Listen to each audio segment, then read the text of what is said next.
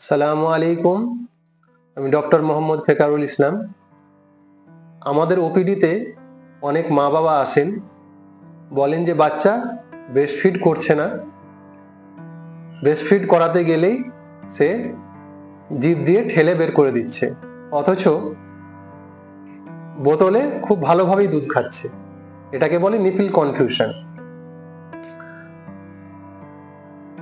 কেন এমনটি হয়? বাচ্চা যখন ব্রেস্টফিড সাক করে তখন বাচ্চার জিভ ও চোয়াল একসাথে কাজ করে এবং এই সাকিং এর জন্য মায়ের শরীরে একটা বিশেষ ধরনের হরমোন ক্ষরণ হয়, যাকে বলে অক্সিটোসিন।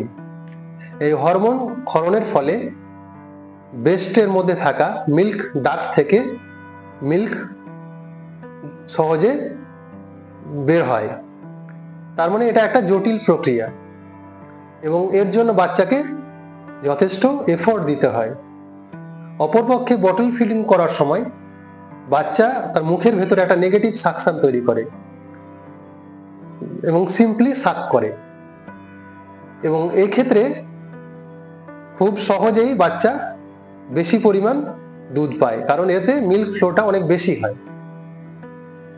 এবার ধরুন একটা মানুষকে যদি বসিয়ে বসিয়ে আমরা খাওয়াই, তাহলে সে কি আর কাজ করতে চাইবে?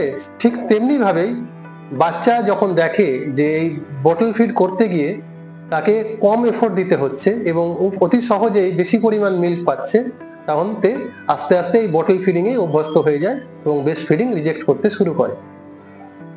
তাহলে এক্ষেত্রে করণীয় কি? আমাদের চেষ্টা করতে হবে যে যদি বিশেষ কারণবশত মা দুধ খাওয়াতে পারছে না বা বাচ্চা বুকের দুধ খেতে পারছে না, সেক্ষেত্রে আমরা বোতল ফিড না করিয়ে চেষ্টা করব চামচ বাটিতে খাওয়াতে, এবং ওই প্যাসিফায়ারও আমরা অ্যাভয়েড করব। এবং যদি এই বোতল ফিড করাতেই হয় কোনো কারণবশত, সেক্ষেত্রে এমনভাবে নিপিল চুজ করতে হবে যাতে করে সেটা রাউন্ড শেপ হয় এবং মিল্ক ফ্লোটা অনেক কম হয়।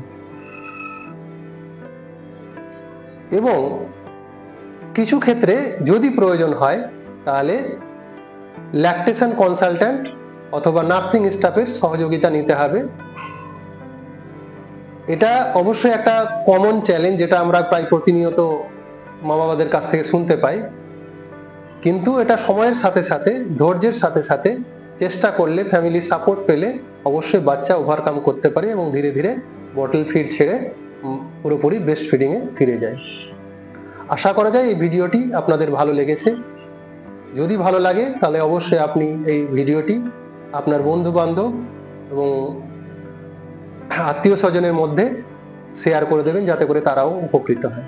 এই বলে ভিডিওটি শেষ করছি। খুদা হাফেজ।